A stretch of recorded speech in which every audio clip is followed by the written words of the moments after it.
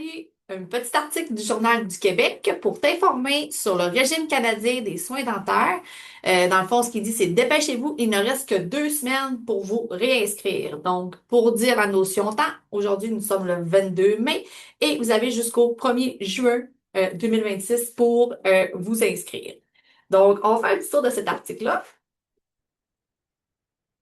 C'est un article de Emmanuel Grill, le 18 mai 2026. Donc, les visites chez le dentiste sont coûteuses, mais certains contribuables bénéficient du régime canadien de soins dentaires.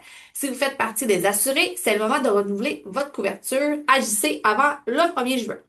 Donc, si tu n'étais pas au courant, depuis décembre 2023, il est possible d'avoir accès à des soins dentaires à moindre coût grâce au nouveau régime canadien de soins dentaires. Il couvre une vaste gamme de services allant du détartrage au plombage, en passant par le traitement de canal, les extractions et même les prothèses dentaires. Attention, tout n'est pas inclus. Les implants, par exemple, et certains soins comme les couronnes nécessitent, dans le fond, d'obtenir une autorisation.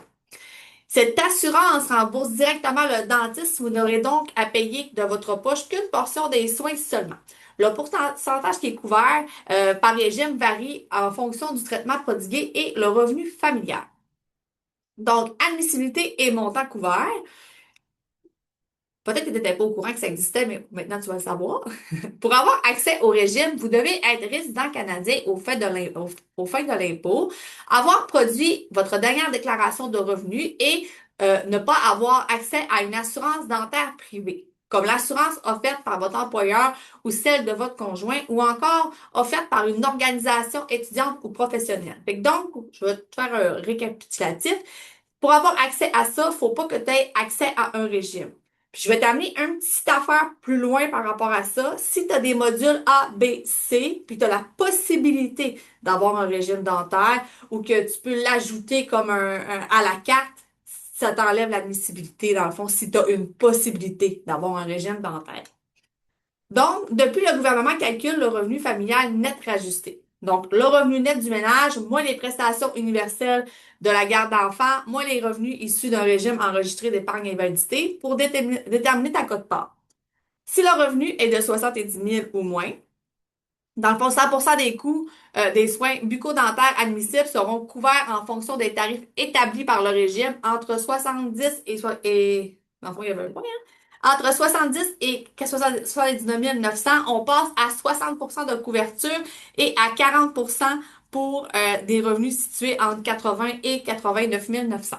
99.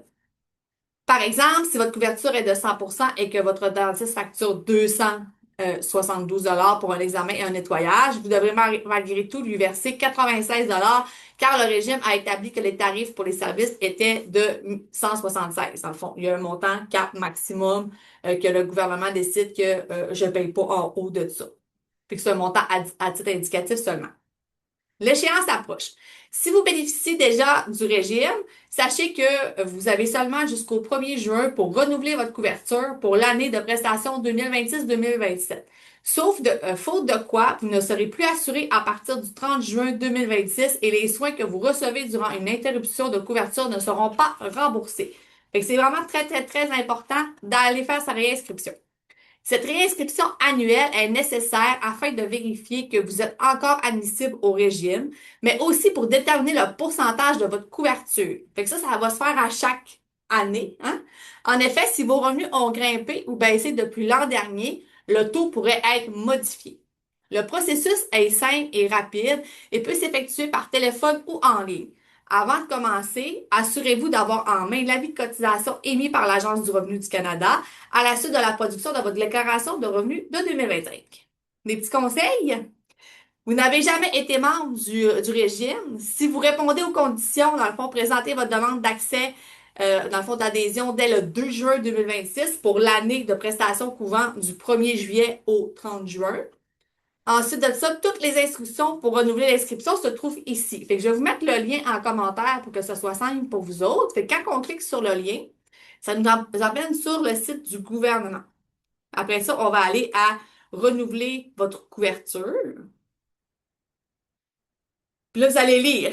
Qui peut renouveler? Non, on n'a aucun, dans le fond, aucune assurance dentaire privée. Fait que là, il explique tout. Fait que vous allez aller au bout de ça, mais vous pouvez aussi aller par téléphone. Donc, je vais vous mettre le lien au niveau des commentaires. Puis, c'est ça, n'hésitez pas à faire ça, là, si vous avez accès. C'est quand même une couverture qui est gratuite. Donc, sur ce, pas de conclusion, je crois, mais non, il y a des conseils et il n'y a pas de conclusion. Donc, n'oubliez pas de porter action. Date limite au 1er juin. Puis peut-être vous mettre toujours un petit coucou dans votre agenda de rappel que vous devez vous réinscrire au niveau de l'assurance dentaire pour y avoir accès. Merci. Bye.